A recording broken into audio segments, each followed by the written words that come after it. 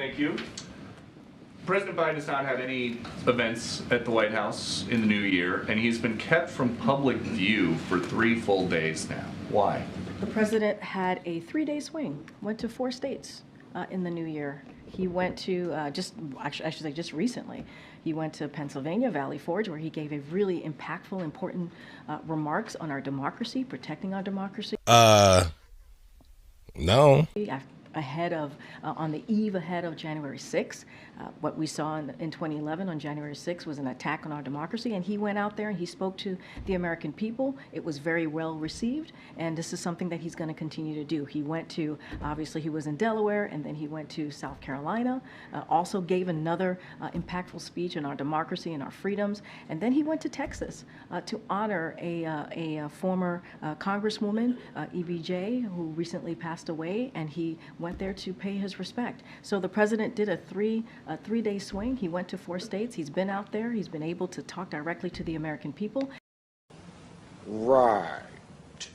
And we think that's really important. Tomorrow, he's going to be in Allentown. You heard from Lael, where he's going to talk about small businesses, how important, especially in Allentown, that's been. 15 million applications in 3 years. That's a record number because it's important to see how Bidenomics is working. He's going to talk about Bidenomics, but let's not forget, if people are starting small businesses, they must have some confidence in the economy. So he's looking forward to being out there tomorrow and talking again directly to the American people. So he did a 3-day swing, but for the last 3 days, Tuesday, Wednesday, Thursday, none of his constituents have seen him doing anything. Who decided that the American people are best served by seeing less of the president? I would disagree. Ooh, that's a bingo. I wouldn't say they saw less of the president. He was out there, again, a couple of states in 3 days. I think that's important to note as well.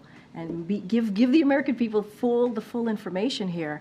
And yesterday we noted this. He met with Paul Whelan's sister, Elizabeth Whelan. And this is a commitment when it comes to American hostages, bringing them home. The president has been committed to doing that.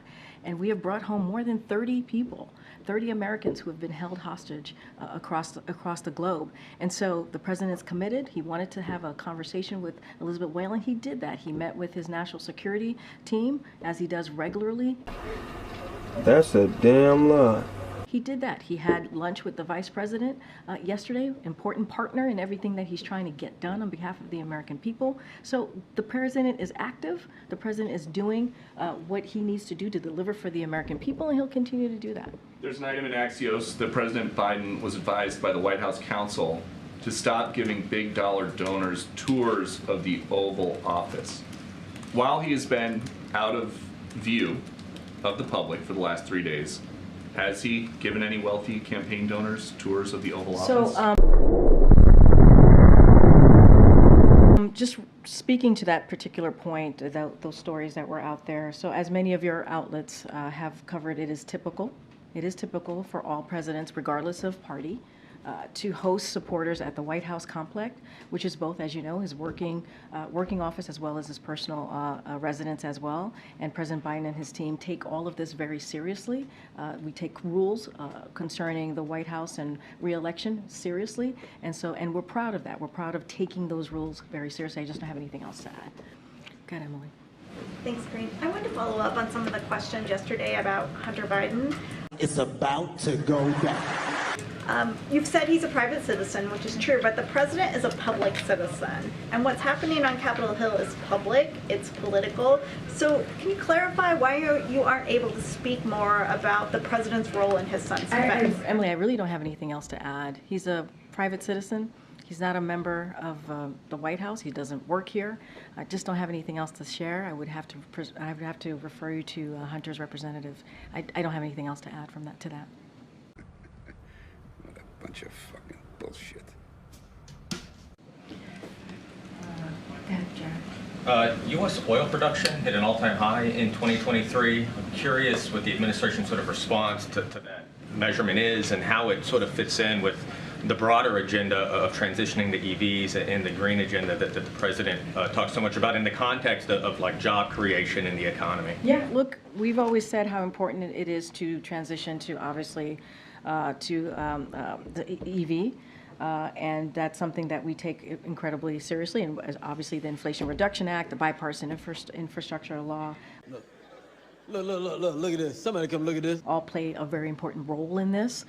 And, you know, one of the things that we've worked really hard on is making sure that, you know, as we're talking about oil production, making sure that gas prices go down, right? And that is something that we have seen over the past couple of months. We see that they're under $3 in about 28 states. So look, when it comes to oil production, we've also said that what the corporation profits, like, Americans should feel that as well. And so that's something that the president's going to continue to speak to as well. I don't have any specifics to say about 2023, but that's been kind of the road that we have looked at as we think about oil production, as we think about clean energy, and how we want to move forward with electric vehicles and how important that is as we deal with the climate change. This is the worst. Try and call people. Go ahead. Thanks, Green. Do you have a new strategy to try to get Julie Su confirmed now that the president has renominated her? And why did he decide to stick with her after she couldn't get confirmed We think last she's year? done an excellent job. She's done a great job as the acting Secretary of Labor. We've had a couple of negotiation agreements that she was very much involved with labor, and helped helped either with technical assistance or being directly involved land some of those agreements that were incredibly important to labor workers and their families. So that's important. We think she's done a great job. We think that she should go through the nomination process. We think she should be the Secretary of Labor, and so of course the president is always going to go with the person that he believes is the most qualified, and she is indeed the most qualified.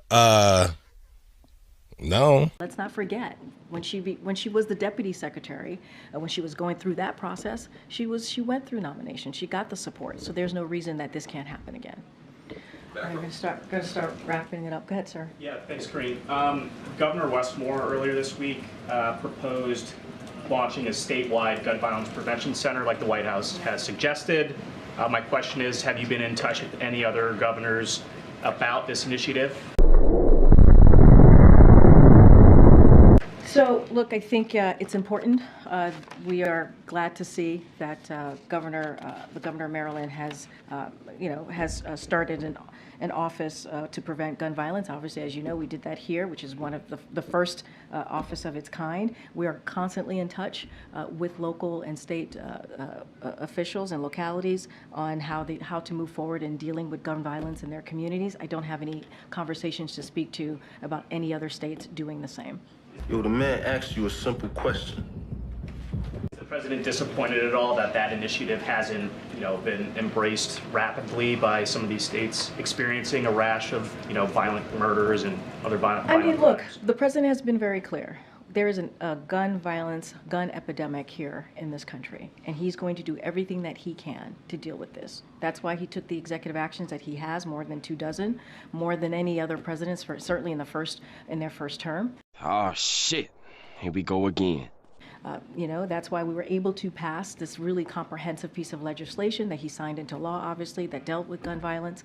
All of these things are critical and important. We are going to work. One of the charges of the gun violence office here at the White House is to work with localities, is to work with states on how to move forward in dealing with gun violence in their community, the support that we can give them, how to implement some of the executive actions that the president has signed, certainly parts of the legislation that is obviously now law into their communities. And so we're going to continue to work hand in hand to prevent gun violence in those communities as you just laid out what we're seeing. All right, everybody, thank you so much. We'll see you on the road tomorrow. This is the worst.